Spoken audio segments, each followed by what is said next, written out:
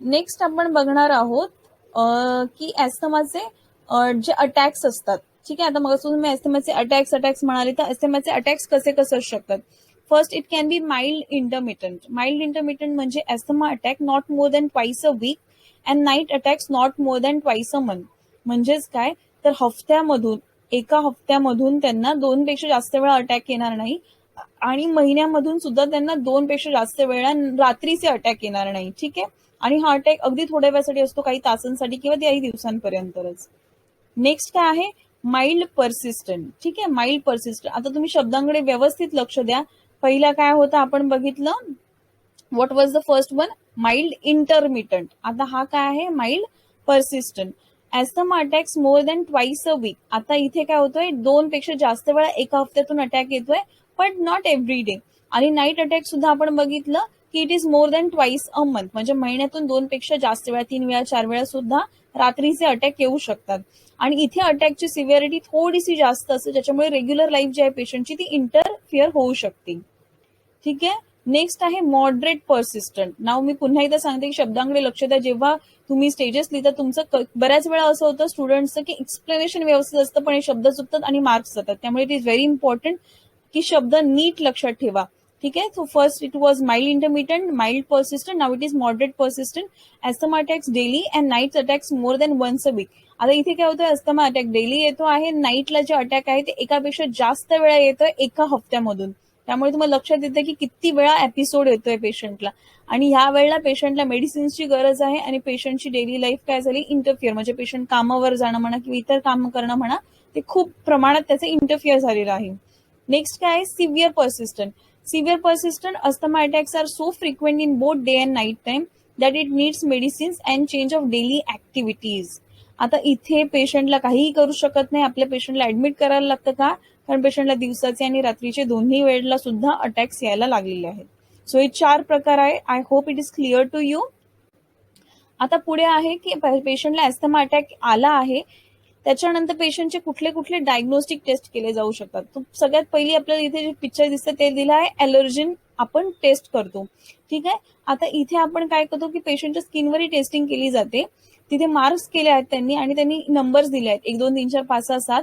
Usually 4 आर्म्सवर हे केलं जातं आणि आपण टेस्टिंग करतो. जे जे ॲलर्जीचे पदार्थ आहेत त्याचे सॅम्पल दिले जातात आणि चेक करतात की युजली 72 आवर्स मध्ये तिकडे काय रेडनेस झाला आहे का, कुठल्या कुठल्या ॲलर्जी पेशंटला आलेली आहे, कुठल्या कुठल्या गोष्टींना पेशंट ॲलर्जिक आहे. ठीक आहे, सो हे युजली एखादा एपिसोड झाल्यानंतर केला जातो, सो दॅट बाकीचे एपिसोड्स पेशंटला येऊ नये किंवा 1 पेक्षा जास्त पेशंटला ट्रिगर आहे का, ॲलर्जीज आहेत का, हे चेक करण्यासाठी केलं जातं. नेक्स्ट काय केलं जातं पेशंटला, इथे दिलेलं आहे फ्लोमीटर. आता फ्लोमीटर म्हणजे काय, फ्लोमीटर मध्ये आपण चेक करतो पेशंटला की पेशंटची कपॅसिटी किती आहे. ठीक आहे, तर हा युजली पेशंटला आपण तोंडामध्ये देतो आणि पेशंटला आपण फुंकायला सांगतो चेक करायला. आणि सिमिलरली इथे सुद्धा हा एक फ्लोमीटर आहे, तिथे सुद्धा आपण सेम करतो. आपण इथे पेशंटची लंग कपॅसिटी बघतो. मी म्हटलं जसं की पेशंटला चेस्ट टाईटनेस वाटते, म्हणजे काय होतं, कार्बन डायऑक्साईड बिल्डअप होतो पेशंटला आणि ऑक्सिजन पण येत नाही, त्याच्यामुळे patient is having literally hypoxia, oxygen deprived होतोय पेशंटचा. सो ह्या 2 कंडिशनमध्ये आपण ह्या 2 गोष्टींचा उपयोग करून आपण पेशंटची लंग कपॅसिटी चेक करतो, फिजिओलॉजी ऑफ लंग. त्याच्यानंतर नेक्स्ट आहे काही ठराविक ब्लड इन्व्हेस्टिगेशन आपल्याला पेशंटचे करावे लागतात. जसे की आहे नॉर्मल ब्लड काउंट, आपण युजली WBC टू चेक कुठले इन्फेक्शन आहे का. जसं मी म्हटलं आधी सुद्धा की एखादं इन्फेक्शन असेल, चेस्ट इन्फेक्शन, तेव्हा सुद्धा हे डेव्हलप होऊ शकतं. आणि usually chest x-ray is perform to just check की काही अनॅटॉमिकल एनॉमलीज आहे का पेशंटला किंवा एखादं फॉरेन बॉडी इंजेक्शन आहे का, whatever it is, just to check any anatomical problem we go for a chest x-ray. त्याच्यानंतर पेशंटला किती लोब्समध्ये, म्हणजे किती त्रास झालेला आहे पेशंटला, किती लंग अफेक्ट झालेला आहे, हे बघण्यासाठी आपण चेस्ट एक्सरे वापरू शकतो. Next we will move on to the asthma zones. ठीक आहे, so asthma zones is what, green zone, yellow zone, red zone. आता हे झोन म्हणजे काय आहे की हे कॅटेगरीज बनवलेले आहेत. जेव्हा पण ॲस्थमा पेशंट येतो, एक समरी घेतली जाते आणि त्याच्यामध्ये त्यांना कॅटेगराईज केलं जातं की हा पेशंट कुठल्या झोनमध्ये येतो. ठीक आहे, म्हणजे हा पेशंट माइल्डली सिव्हिअर आहे की मॉडरेट आहे की एकदम सिव्हिअर आहे. माइल्ड मॉडरेट सिव्हिअर आपण ज्या प्रकारे म्हणतो तशीच कॅटेगरी दिलेली असते. ग्रीन झोन म्हणजे काय, पेशंटला काही सिम्पटम्स नाहीये ड्युरिंग डे आणि नाईट आणि able to perform casual activities, रोजच्या ऍक्टिव्हिटी पेशंट करू शकतो. येलो झोन म्हणजे काय आहे की पेशंट थोडासा वर्स इकडे झालेला आहे, सिम्पटम्स दिसतात, कफ आहे, स्नीज आहे, वीज आहे, shortness of breath. Shortness of breath म्हणजे दम लागतोय, थोडा थोडा हलका हलका पेशंट श्वास घेतोय. ठीक आहे. Awake due to night symptoms. Awake due to night symptoms म्हणजे रात्रीची झोप येत नाहीये. आता हे सगळे पेशंट जे आहे वर्बॅटम आहे पेशंटचे, मुझे रात को नींद नहीं आती, दम लगता है, छाती में हेवीनेस लगता है. सो ऑल दिस सिम्पटम्स जर असेल तर patient will go in yellow zone. त्याच्यानंतर रेड झोन. रेड झोन मध्ये काय असणार, extremely shortness of breath, needs quick relief medication, unable to perform daily activities and yellow zone symptoms worsens in 24 hours. ठीक आहे. आता इथे जेव्हा पेशंट आहे येलो झोन मध्ये, जर तुम्ही टॅकल केलं तर वेल अँड गुड, जर नाही टॅकल केलं तर 24 तासाच्या आत पेशंट येणार आहे रेड झोन मधला बनून. म्हणजे काय, कम्प्लिटली पेशंटला श्वास घ्यायला होणार नाहीये. तुम्हाला पेशंटला वॉर्डमध्ये न ठेवता कंटिन्यू तुम्हाला पटकन पेशंटला इमर्जन्सी किंवा आयसीयू मध्ये शिफ्ट करून आयव्ही मेडिकेशन स्टार्टअप केले पाहिजे, कारण का patient is not able to breathe at all. So हे सगळे झोन्स आहेत, हे पण व्हेरी इम्पॉर्टंट आहे in order to remember the category of your patient. Next we will move on to the management. ठीक आहे. आता आपण मॅनेजमेंटकडे आलो आहे. आय होप आतापर्यंत तुम्ही जे काही ऐकलं आहे it is clear to you. Now you can understand the management. मॅनेजमेंटमध्ये बेसिकली आपला गोल आहे लॉंग टर्म. फर्स्ट गोल काय आहे, long term control. So long term कंट्रोलसाठी आपण पेशंटला काय देतो, इनहेल्ड कॉर्टिकोस्टेरॉइड्स, इनहेलर्स. ठीक आहे. इनहेलर्स म्हणजे काय, आपण आता तुम्ही जर पेशंटचा पंप कधी चेक केला असेल किंवा तुम्ही पेशंटचा किंवा कधी तुम्ही नातेवाईकांमध्ये बघितलं असेल की एक टिपिकल पंप जो आहे तो पेशंटचा वापरला जातो, त्याला इनहेलेशन म्हणतात. ठीक आहे. इनहेलेशन कॉर्टिकोस्टेरॉइड, त्याच्यामध्ये फ्लुटिकेझोन आहे to relieve inflammation and swelling. Next आहे ल्युकोट्रीन मॉडिफायर्स. आता हे काय, सेकंड लाईन डिफेन्स मध्ये हे कॉम्बिनेशन मध्ये वापरले जातात कॉर्टिकोस्टेरॉइड सोबत. एक्झाम्पल आहे मॉन्ग्युलस्टार. आता हे दोन्ही सुद्धा इनहेलर्सच्या फॉर्म मध्ये प्रेझेंट आहेत. नेक्स्ट आहे long acting beta agonist, LABA, chemically related to adrenaline and it helps in bronchodilation, helps to ease in breathing. ठीक आहे. आता पहिले जे आपण बघितले आहेत ना ते स्टिरॉइड्स आहेत. आता स्टिरॉइड्सचा मेन इफेक्ट काय असतो आपल्याला माहिती आहे की स्टिरॉइड्स आहे ते इन्फ्लमेशन कमी करण्यासाठी काम करतं. हा जो थर्ड ड्रग आहे ना तो इन्फ्लमेशनसाठी काम नाही करत. तो काय करतो, तो आपलं ब्रॉन्कोडायलेशन, आपले जे आपण म्हणाल ना डायमीटर छोटा झालेला आहे, ब्रॉन्को कन्स्ट्रिक्शन, तो ब्रॉन्कोडायलेशन करायचं काम करतो. Easy to remember. So third drug is LABA, that is long acting beta agonist. It basically helps in bronchodilation to increase the diameter of bronchi. त्याच्यानंतर methyl chemically related to caffeine, works as long time as bronchodilators, may have some side effects and that is why it is not use. ठीक आहे. तर methyl झॅन्थिन्स जे आहे ते आपल्याकडे इंडियामध्ये बऱ्यापैकी वापरले जातात, दॅट इज अमायनोफायलिन. ह्याचा इफेक्ट काय आहे, तर हे पण ब्रॉन्कोडायलेशनचंच काम करतं. कॉम्बिनेशन इन्हेलर्स काय आहेत, तर ठराविक जे स्टिरॉइड्स आणि ब्रॉन्कोडायलेटर्स ह्याच्या मिक्सचरमध्ये दिले जातात. त्याचं मी एक्झाम्पल दिलं इथे, फ्लुटिकेझोन आहे, सॅल्मिट्रोल आहे किंवा ब्युडेसोनाइड आहे आणि त्याच्यासोबत फॉर्मोट्रॉल आहे. तर हे सगळे कॉम्बिनेशन मध्ये वापरले जातात, ब्रॉन्कोडायलेटर आणि स्टिरॉइड्स. ठीक आहे. आता हा खूप कॉमन प्रश्न आहे जो विचारला जातो की पहिलं तुम्ही काय देणार पेशंटला, स्टिरॉइड देणार की ब्रॉन्कोडायलेटर देणार. ठीक आहे. आता जर तुम्ही हा व्हिडिओ नीट ऐकला असेल तर तुम्हाला हे कॉन्सेप्ट क्लिअर झाली असेल. हा खूप महत्वाचा प्रश्न आहे जो वायवाला विचारला जातो. जर पेशंटला 2 पंप आहे तर तुम्ही पहिला कुठला देणार, आणि व्हेरी इम्पॉर्टंट आहे की पहिला तुम्ही कुठला पंप देणार, पहिला तुम्ही स्टिरॉइडचा पंप देणार, सो दॅट इन्फ्लमेशन आहे ते कमी होईल आणि then you will go for the dilators, so that एकदा इन्फ्लमेशन सूज कमी झाल्यानंतर पेशंटचं जेव्हा ब्रॉन्कोडायलेशन होईल तेव्हा it will be easy for patient to breathe in आणि ब्रीद आउट करण्यासाठी. ठीक आहे. So I hope it is very much clear to you and it is very much understandable की पहिलं तुम्हाला काय द्यायचं आणि दुसरं तुम्हाला काय द्यायचंय. तुम्ही वायवामध्ये नक्कीच चांगलं उत्तर द्याल, आय जस्ट होप. त्याच्यानंतर क्रोमोलिन सोडियम आहे. आता क्रोमोलिन सोडियम जे आहे ह्याचा डायरेक्टली पेशंटच्या ॲस्थमॅटिकवर काही यूज नसतो. हे बेसिकली पेशंट्सना आपण तेव्हा देऊ शकतो जेव्हा आपल्याला माहिती आहे की सर्टन पेशंट्सना फॅमिली हिस्ट्री आहे किंवा ॲलर्जी काही माहिती आहे आपल्याला, तर ॲस्थमॅटिक येण्याच्या आधी जर तुम्ही ते पेशंटला दिलं तर ठीक आहे. अदरवाईज एकदा ॲस्थमॅटिक आल्यानंतर याचा काही उपयोग होत नाही पेशंटला. It is like preventive management. Next आहे ओमॅलिझुमॅब. दिस medicine acts on IgE, immunoglobulin. आता तुम्ही जर नीट लक्ष देऊन ऐकलं असेल तर आपण काय बघितलं की जेव्हा सेन्सिटिव्हिटी रिॲक्शन होते तेव्हा what is happening, IgE activate होत आहे किंवा IgE वर इफेक्ट होत आहे, तेव्हा हे जे मेडिसिन्स आहेत ते डायरेक्टली IgE, जी IgE मेन तुमच्या मास सेल्सना वगैरे इन्फेक्ट करते ना, त्यांच्यावरच इफेक्ट करणार. म्हणजे काय होणार, इथे सिम्पटम्स बंद होणार. सो इथे तुम्ही तुमची इम्युनिटी ड्रॉप केल्यासारखी आहे. ठीक आहे. आता very important, very very important, आता ओमॅलिझुमॅब ह्याच कॅटेगरीचा एक ड्रग आहे. ठीक आहे, ज्याला म्हणतात टोसिलिझुमॅब. आता मला माहिती असणार की नक्कीच हा शब्द तुमच्या कानावर पडला असणार बिकॉज ऑफ पॅन्डेमिक, कोविड-19 मुळे हा शब्द तुम्ही ऐकलाच असेल. रेमडेसिवीर जसं कॉमनली ऐकलं तसं हा शब्द सुद्धा खूप कॉमन आहे, टोसिलिझुमॅब, जो ह्याच फॅमिलीमध्ये जातो. आता ते बेसिकली काय करतात, त्यांचं काय, ते IgE वर इफेक्ट करतात, की IgE तुमची इम्युनिटी काय होणार, इम्युनिटीच तुमची काम नाही करणार की जेणेकरून तुम्हाला जो ऍस्थमाचा अटॅक आहे, पुढे जे प्रॉब्लेम्स होतात ते स्टॉप होण्यासाठी.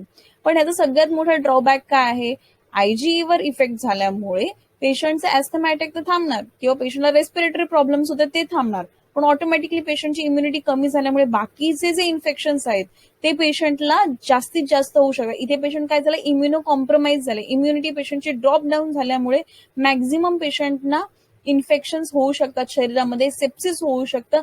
आणि फॉरगेट अबाउट अस्थमा अटॅक, पेशंटला दुसऱ्या प्रकारचे इन्फेक्शन, आज जर पेशंट हॉस्पिटलमध्ये आहे तर नोझोकोमियल इन्फेक्शन, हॉस्पिटल अक्वायर्ड जे इन्फेक्शन आहेत ते होऊन पेशंटना त्रास होऊ शकतो. सो इथे मला तुमचा हाही मुद्दा क्लिअर करायचा आहे. जर तुम्ही ऐकलं असेल, जर पेशंटला टोसिलिझुमॅब दिलं, which was the last medicine, आणि त्याच्यानंतर पेशंटचे डेथ केसेस दिसून येतात, ते का दिसून येतात, मेडिसिनमुळे नाही. मेडिसिनचा इफेक्ट काय आहे, ते इम्युनिटी कमी करतं, आणि इम्युनिटी कमी झाल्यामुळे ऑटोमॅटिकली काय होतं, पेशंटला बाकीचे इन्फेक्शन होतात. ठीक आहे.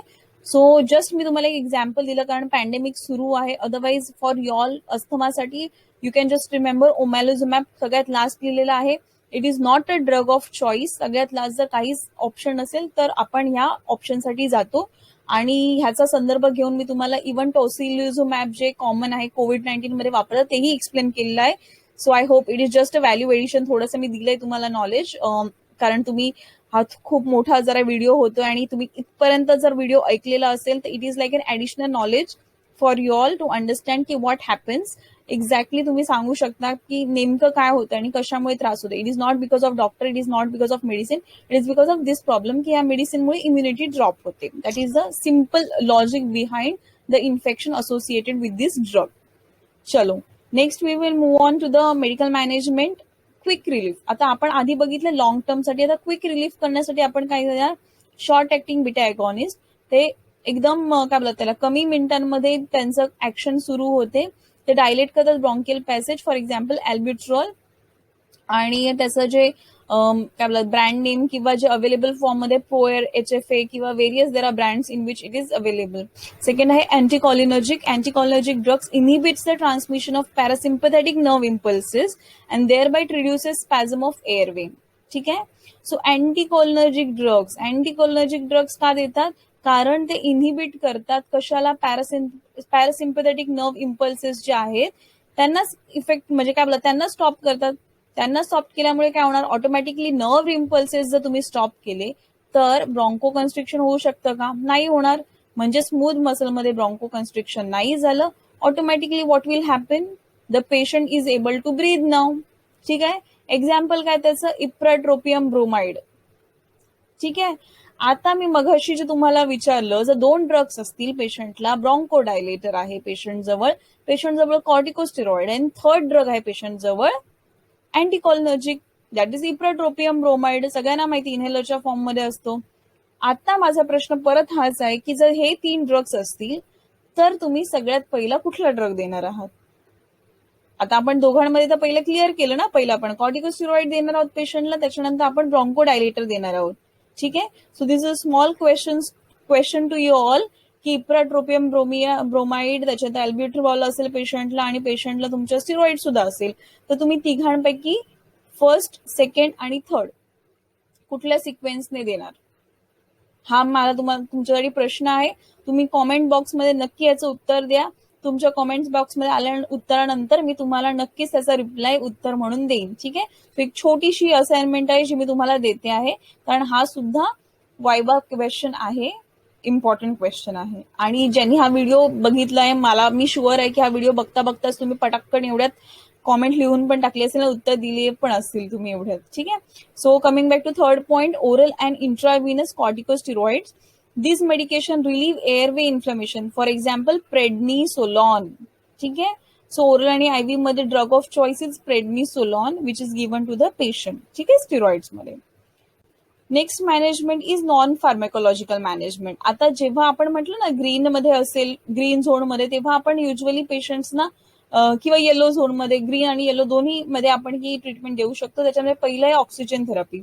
आता ऑक्सिजन थेरपी दोन प्रकारची आहे, हेही मी सांगते. एक तर हॉस्पिटलमध्ये आपण देऊ शकतो, किंवा काही पेशंट जे नोन आहेत, जे क्रॉनिक पण पेशंट आहेत, फॉर लॉंग टर्म आहेत पेशंट, त्यांना आपण घरी सुद्धा एक छोटासा ऑक्सिजनचा सिलेंडर अँड एव्हरीथिंग सेटअप आपण सांगतो आणि त्यांना त्रास झाला तर ते घेऊ शकतात. So it's like home based oxygen therapy also. So दोन्ही ग्रीन किंवा येलो बेस नुसार डिपेंड करतं, either home or at hospital they have to come and they have to get the oxygen, कारण त्यांची ऑक्सिजन रिक्वायरमेंट जे आहे ते normal एअरमुळे नाही होत आहे. नेक्स्ट काय आहे, ॲलर्जन्स. तुम्हाला माहिती आहे तुम्हाला कुठली ॲलर्जन आहे, बेस्ट वे काय आहे, प्रिव्हेंट करा, सो दॅट तुम्हाला मेडिकल किंवा पुढच्या मॅनेजमेंटला जायची गरज नाहीये.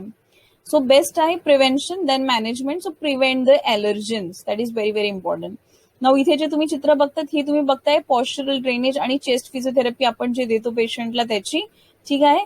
तो आपण पेशंटला मॅक्झिमम सांगतो उलट झोपायला. इथे तुम्ही बघू शकता की लंग्सवर कसा इफेक्ट होतोय, वेगळ्या वेगळ्या पोझिशन दिल्यामुळे पेशंटला कसा इफेक्ट होतोय, कुठल्या कुठल्या कंडिशनमध्ये ऑक्सिजन.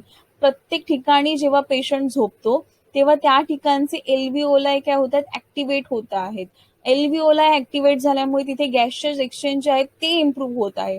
आणि ह्या सगळ्या पोझिशनमध्ये जे मॅक्झिमम पोझिशन तुम्ही बघाल that is prone position.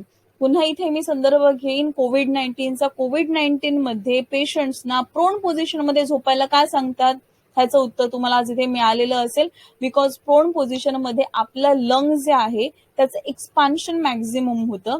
लंगचं expansion maximum झाल्यामुळे जे एल्व्हिओलाई जे आहे ते एकदम काय बोलत त्याला, एल्व्हिओलाई हे फुग्यासारखे आहेत, आपण एक कन्सिडर करू शकतो उदाहरण म्हणून. तर हे फुगा काय झालाय, त्याच्यातली हवा गेल्यानंतर काय होणार, तो एकदम फुस होऊन जाणार, बंद होऊन जाणार, बरोबर. मग तो फुगा पुन्हा फुगवण्यासाठी किती टाइम आणि किती एफर्ट घ्यायला लागणार, बरोबर. त्यामुळे जेव्हा पेशंट उलटा झोपतो तेव्हा फर्दर डॅमेज जो आहे किंवा बाकीचे जे एल्व्हिओलाई आहेत थोडेफार उघडे वगैरे आहेत त्यांना व्यवस्थित ओपन होऊन प्रत्येक लास्ट युनिट पर्यंत ऑक्सिजन पुरवण्याचं काम या पोझिशनमध्ये होतं. That much you can remember. It's very easy to understand. That is why positioning is best thing. त्याच्यानंतर पेशंटने डीप ब्रिदिंग करावी. Pursed lip breathing. Pursed lip breathing म्हणजे नाकाने श्वास घ्यायचा आणि तोंडा वाटे, ह्याला पर स्लीप असं म्हणतात. You can see here what I am doing. That is called as pursed lip breathing. This is maximum time आपण पेशंटला सांगतो करायला. That is really helpful for the patient to improve their breathing pattern. So this is all about non pharmacologic management. Next we will go on to what has to be avoided and what has to be done. ठीक आहे. Avoid काय करायचं आपण already जे discuss केलंय, smoking असेल, pollens असेल, ठराविक एलर्जन्स असतील, क्लायमेट चेंजेस असेल, सर्व त्यांना थांबवायचं. ठीक आहे. हे होम केअर, आपण जेव्हा पेशंट घरी जातोय तेव्हा पेशंटला हे आपण हेल्थ एज्युकेशन किंवा होम ऍडवाइसेस आपण हे पेशंटला द्यायचे की अवॉइड करा. काय करायचं आहे, उत्तम झोप. Sleep is very essential for the patient. As I said की नाईटला अटॅक असेल पेशंटचा full day is going to be disturb. ठीक आहे. सो पेशंटला नाईट, आणि पेशंटला जर प्रोन असेल patient can take pump and then patient can go for sleep. किंवा जर क्लायमेट चेंज करण्याच्या पूर्वी सुद्धा पेशंट हे सेम पंप घेऊ शकतो, मेडिसिन घेऊ शकतो and then patient can go. ठीक आहे. Follow up is very important, medicine is very important and then patient has to has some activities. ठीक आहे. आता तुम्ही म्हणाल मी इथे सुद्धा रनिंगचं चित्र दिलं, आधी पण दिलेलं, पण आधी एक्झर्शनमुळे पेशंटला माहिती नाही आणि त्रास झाला. आता इथे पेशंटला माहिती आहे पण पेशंटने थोडी ऍक्टिव्हिटीज चालू ठेवलं पाहिजे सो दॅट तो पेशंट डेली ऍक्टिव्हिटीज त्याच्या मेंटेन करू शकतो. Last but not the least, now we have come to the nursing management which is very very important आणि विच इज व्हेरी इझी. जर तुम्ही आतापर्यंत नीट लक्ष देऊन व्हिडिओ ऐकलेला असेल तर तुम्हाला नर्सिंग मॅनेजमेंट समजणं अतिशय सोपं आहे. फर्स्ट काय, त्याच्यामध्ये इम्पेअर्ड गॅस एक्सचेंज. गॅस एक्सचेंज कुठे होतो, एल्व्हिओलाई मध्ये. आता आपण डिस्कस केलेलं आहे कसा गॅस एक्सचेंज होतो. ठीक आहे. सो आय एम 101% शुअर की ज्यांनी पूर्ण व्हिडिओ व्यवस्थित ऐकलेला आहे ते लोकांना ह्यापैकी कशामध्येही डाऊट येणार नाहीये जेव्हा आपण डिस्कस होतो. इम्पेअर्ड गॅस एक्सचेंज कुठे, एल्व्हिओलायच्या ठिकाणी. कशामुळे होतो, related to airway obstruction. Airway obstruction झाल्यामुळे ऑक्सिजन बाहेर येत नाही आहे, कार्बन डायऑक्साईड, ऑक्सिजन आत जात नाहीये शरीराच्या, सॉरी, आणि कार्बन डायऑक्साईड बाहेर जात नाही, त्याच्यामुळे काय होतंय, गॅस गॅस एक्सचेंज नाही होते. सेकंड काय, ineffective airway clearance. Airway clearance effectively होत नाही. जे काही एलर्जन गेलेलं आहे ते इथे काय झालेलं आहे, ब्लॉक झालेलं आहे, ब्रॉन्को कन्स्ट्रिक्शन झालेलं आहे, त्याच्यामुळे काय होतं, एअरवे ऑब्स्ट्रक्ट झालेलं आहे. ठीक आहे. थर्ड काय आहे, ब्रीदिंग पॅटर्न. ऑफकोर्स जर तिकडे एअरवे ऑब्स्ट्रक्शन झालेलं आहे, नेक्स्ट प्रॉब्लेम काय होणार, पेशंटला ब्रीदिंग प्रॉब्लेम होणार. आपण बघितलं ना, शॉर्टनेस ऑफ ब्रेथ होतो. म्हणजे थर्ड प्रॉब्लेम काय पेशंटला, इनइफेक्टिव्ह ब्रीदिंग. बघा, एका प्रॉब्लेममुळे आपण 3 नर्सिंग डायग्नोसिस लिहिले. नर्सिंग डायग्नोसिस लिहिणं अतिशय सोपं आहे जर तुम्ही व्यवस्थित डिसीज कंडिशन पूर्ण समजून घेतली. तुम्हाला नर्सिंग डायग्नोसिस, त्याचं कॉज काय आहे, एव्हिडन्स बाय काय आहे, लिहायला काहीही डिफिकल्ट येणार नाही. इकडे मी मेनली 2 पार्ट लिहिलेले आहेत. थर्ड पार्ट तुम्हाला लिहायचं असेल, पेशंटचे जे सिम्पटम्स असतील ते सांगायचं असं तुम्हाला. ठीक आहे. त्याच्यानंतर फोर्थ काय, इम्बॅलन्स न्यूट्रिशन. न्यूट्रिशन का कमी झालंय पेशंटला, कारण एवढा सगळा त्रास होत असल्यामुळे पेशंटला चेस्ट टाईटनेस होतोय, पेशंटला श्वास घ्यायला होत नाही, त्यामुळे पेशंटला काही खावंसं वाटत नाही, कधी वॉमिटिंग वाटते, पेशंटला स्प्युटम प्रोडक्शन होते, patient doesn't feel like eating, त्याच्यामुळे पेशंटला इम्बॅलन्स न्यूट्रिशन होऊ शकतो. फिअर अँड एन्झायटी काय आहे, just imagine patient is having chest tightness, पेशंटला एवढा दम लागतो आहे, पेशंटला काय होणार, घबराट, पेशंटला दम लागतो, पेशंट श्वास, तुम्ही 2 मिनिटं, जस्ट 2 मिनिटं पण नाही, 2 सेकंद नाक बंद करून बघा आणि काय त्रास होतो, काय घाबरल्यासारखं होतं. तीच कंडिशन पेशंटची होते फॉर अ लॉंग टाइम, जेव्हा पेशंटचा घसा पण एकदम आवळल्यासारखा बंद झालेला आहे, हवा पेशंटला आत जात नाही, patient is not able to breathe out. Fear and anxiety very very important. इतर सर्व कंडिशन्स मध्ये कदाचित फिअर अँड एन्झायटी आपण शेवटला लिहू शकतो, पण इथे जेव्हा आपण प्रायोरिटी प्रॉब्लेम जे मी लिहिलेले आहेत असेच असे तुम्ही लिहू शकता, कारण का fear and anxiety is going to come up in this, काय बोलत, in this list, depending upon your patient. जर तुमचा पेशंट जर रेड झोन मध्ये असेल, थर्ड झोन मध्ये, डायरेक्टली फिअर अँड एन्झायटी तुम्ही जरी फर्स्ट लिहिलं, it is going to be a priority problem. ठीक आहे. सो मी जी लिस्ट दिली आहे ती वर खाली होऊ शकते depending upon your patient. Next काय, ऑल्टर टिश्यू परफ्युजन. टिश्यू परफ्युजनचा अर्थ काय होतो, पुन्हा एल्व्हिओलाच्या ठिकाणी काय होतं, गॅसेस एक्सचेंज होतात. गॅसेस जेव्हा एक्सचेंज होतात तेव्हा ऑटोमॅटिकली काय होतं, आपल्याला ऑक्सिजन जो आहे तो प्रत्येक सेल्सला पुरवला जातो. आता एल्व्हिओलाच्या ठिकाणी गॅसेस एक्सचेंजच व्यवस्थित होत नाहीये, तर प्रत्येक सेल्सला, प्रत्येक टिश्यूला व्यवस्थित ऑक्सिजन जाणार आहे का, नाही जाणार आहे. ऑटोमॅटिकली ऑल्टर्ड टिश्यू परफ्युजन कशामुळे, रिलेटेड टू हायपॉक्सिया, ऑक्सिजन कमी झाल्यामुळे. ऑक्सिजन का कमी झालाय, secondary to persistent airway obstruction. Airway obstruction झाल्यामुळे पेशंटला हवा आतमध्ये जात नाहीये, ऑक्सिजन जात नाहीये, त्याच्यामुळे हायपॉक्सिया झालाय, आणि त्याच्यामुळे प्रत्येक शरीराच्या ठिकाणी, प्रत्येक शरीराच्या सेल्समध्ये, प्रत्येक अवयवांमध्ये जेवढं जायला पाहिजे एअर, जेवढं ऑक्सिजन पोहोचायला पाहिजे तेवढं पोहोचत नाही. So that is alter tissue perfusion. So I hope you have understood this diagnosis. Next आहे self care deficit. Severe asthma attacks मध्ये आपण बघितलं की डेली ऍक्टिव्हिटीज इंटरप्ट होतात. नेक्स्ट आहे impaired physical mobility. Physical mobility impaired होऊ शकते पेशंटची, पेशंट जर बेड रिडन असेल तर. Ineffective individual coping, family coping, specially ज्या पेशंटना कंटिन्यू त्रास होतो त्यांना खूप कोपअप करायला ते थकतात अक्षरशः, कंटिन्यू मेडिसिन्स घ्या, still they are not able to manage with it. So it is very difficult to cope up. ठीक आहे. Risk of asthma attacks related to exposure to allergen. आता नेक्स्ट लास्ट जे 2 problem लिहित ते मी risk factors लिहित की अशा पेशंटना पुन्हा त्रास होऊ शकतो. सो रिस्क ऑफ अटॅक आहेत किंवा रिस्क ऑफ डेव्हलपिंग कार्डिओपल्मनरी कॉम्प्लिकेशन. आता कार्डिओपल्मनरी कॉम्प्लिकेशन्स का, जर कंटिन्युअस पेशंटला ऑक्सिजन शरीरात जात नाहीये तर तो ऑक्सिजन मेनली 2 आपले जे इम्पॉर्टंट आहेत, एक आपला ब्रेन, एक आपला हार्ट, त्यांना जर प्रॉब्लेम झाला तर it can cause heart attack also because of hypoxia, persistent hypoxia, ऑक्सिजनच नाही आहे. Second, it can cause to cerebral hypoxia, so there can be chances of stroke. ठीक आहे. So all these problems can arise because of this one problem, that is hypoxia. So I hope along with this respiratory condition तुम्हाला कळलेली आहे. आपण जे पण objective स्टार्टिंगला discuss केलेले ते क्लिअर झालेले आहेत आणि या व्हिडिओमधून तुम्हाला मॅक्झिमम शिकायला मिळालेला आहे. तुम्हाला जर असेच व्हिडिओ बघत राहायचे असतील तर नक्की या चॅनलला लाईक करा, शेअर करा आणि सबस्क्राईब करा, म्हणजे पुढील व्हिडिओचे नोटिफिकेशन तुम्हाला मिळत राहतील. पुन्हा भेटूया नर्सिंग गुरुकिल्लीमध्ये. मी सुचित्रा आज तुमची इथेच रजा घेते. धन्यवाद.